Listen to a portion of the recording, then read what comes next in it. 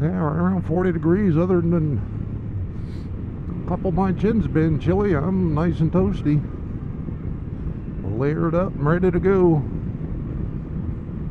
I still haven't even broken out the Carhartts of the winter boots. So, this is the one. Of course it is. That's where everybody else is going. See, my fear is coming out. Oh, look at those nice big boulders, huh? Isn't that cool? My fear is it's going to turn to dirt.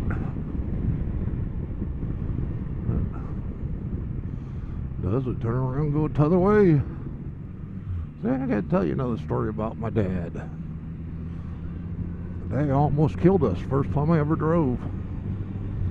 There's a couple facets to this story, and first one is the vehicle I was driving. When I was like, I think I was 9 or 10 years old, something like that. And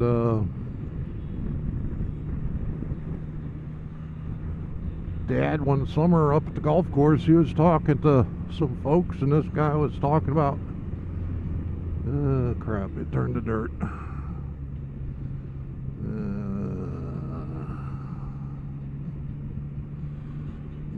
Maybe it's just a section. He was talking to a guy that had this old rusted out pickup truck that probably still ran on his property, and he needed to get rid of it. Yeah, this is getting ugly. So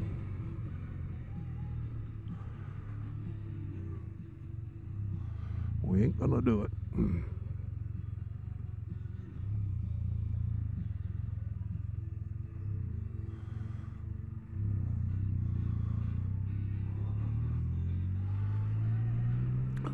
So anyways, back to the story.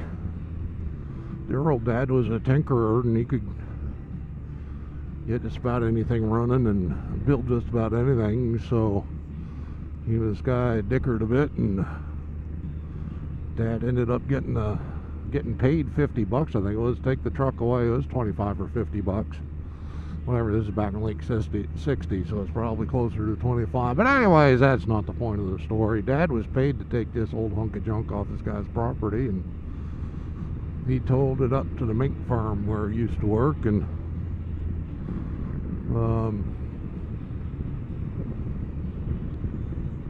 took it into the shop. Sure enough, he got it running right away, but basically the whole front of this thing was just rusted out. The hood and the roof were the only things that weren't complete rust. Some of the frame was rusted out, so he and his buddy, they got the cutting torches out and they took all the rust off it, and then they got some sheet metal, 8-inch sheet metal, and started to weld it, and they built themselves a little tank. And Dad had himself a pickup truck for basically nothing out of his pocket, and few hours of labor. I don't think it was legal to run anywhere but in the town of Bethlehem, but didn't much matter. He didn't have to drive it anywhere else but the town of Bethlehem. So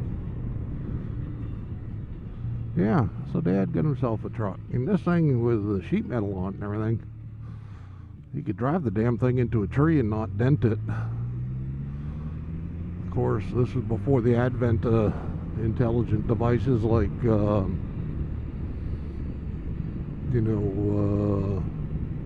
seat belts, things like that. Long before airbags were even considered. So yeah, if you hit a tree, the truck wouldn't get dented, but you'd be lobbed through the windshield. So yeah, it wasn't the safest vehicle, but it was his truck nonetheless. So, getting to the point where I'm driving. Another part of the story is one of the things Dad and I used to do every Saturday or Sunday was we'd load up the back of this pickup with the garbage, and we'd head down to the town dump, which was, it's only like half a mile away, down to the foot of the hills right around our house, and then just drive back. So yeah, every weekend we had to make a garbage dump run. And one weekend we loaded up the truck and I jumped in the passenger side, and Dad jumped in beside me on the passenger side and pushed me over behind the wheel, and me thinking he was just taking a shortcut to get behind the wheel, I jumped out and was going to run around and get back in on the passenger side, but no, he grabbed me and said, "No, you're driving today." All right. The old little battle gray tank of a pickup truck. Yep, 3 on the tree. I think it was this little 6-cylinder engine, inline 6.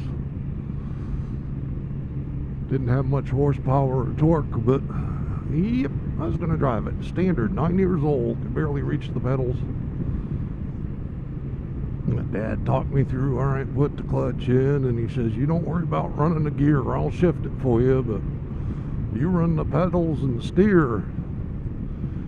And as I said, Dad was a pretty intimidating fella, and I'm sitting there shaking in my shorts, going, "Oh, this isn't going to end well." But I stalled it once or twice trying to get up out of the driveway, and we finally got going and made it down to the dump. And I backed it up, and I didn't stall it again, and starting to feel pretty cocky about myself. And we headed back up to the hills to the house, and there's a little hill just before we get to the house. And the way the house is set up, I had 2 driveways, one on the far side where the garage was, and that's where we came out of, and one on the near side where we usually park the cars. It's just easier to get in and out of the house there. But anyways, yeah, we're coming back from the dump, and on the hill just before we get to the house, only talk about 50, 75 yards to that first driveway, there's a piece of garbage that had blown out of the truck. Dad made me stop on the hill. It's like, oh God. And I get the garbage back, and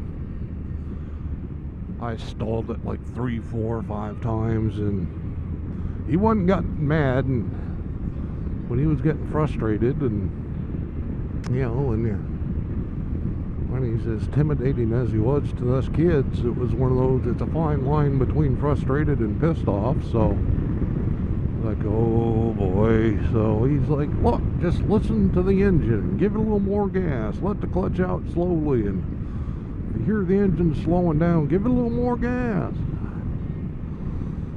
And in my 9, 10-year-old mind, that translated to put your foot on the frickin' floor on the gas pedal and pop the damn clutch. So I did. Well, that little old gutless pickup truck with no torque whatsoever was just sitting there, and the smoke was starting to come off the rear tires. Might be the actual best burnout I've ever done in my life. And Dad yells, "Hit the clutch!" So I dump the clutch and keep my foot on the damn gas pedal. And he throws it up in the second gear and says, "Pop it!" And I pop the clutch, and we did that smooth enough that the tires never stopped spinning, and the smoke is just starting to continue to come off them rear tires. But we started inching our way up the hill, gaining speed. He says, "Go in the front driveway." And by this point we're gaining more speed, and I'm sitting there and I'm in panic mode, so I dialed it into the driveway, and my foot's still on the floor. And there's the family car sitting there, and I yanked the wheel to the right and missed that by 2, 3 coats of paint worth anyways. But we didn't make contact, but we're headed out in the field, and we're bouncing out through the damn field, and truck's bleeding off steam at this point, and finally it just stalls out. I'm sitting there just a shaking, thinking that, oh, he's going to kill me, and Mom ain't going to be too pleased because I think I just did something in my pants here. And I just didn't even dare to look over, and finally I peek out the corner of my eye and look over, and there's dear old Dad laughing so hard the tears were coming out of his eyes. He thought that was the funniest damn thing that ever happened. I think He and Ma had a slight disagreement about it later that night, but yep. Just when you think you're really going to get it, you look over and he's laughing at you. Good Lord. I had an interesting childhood.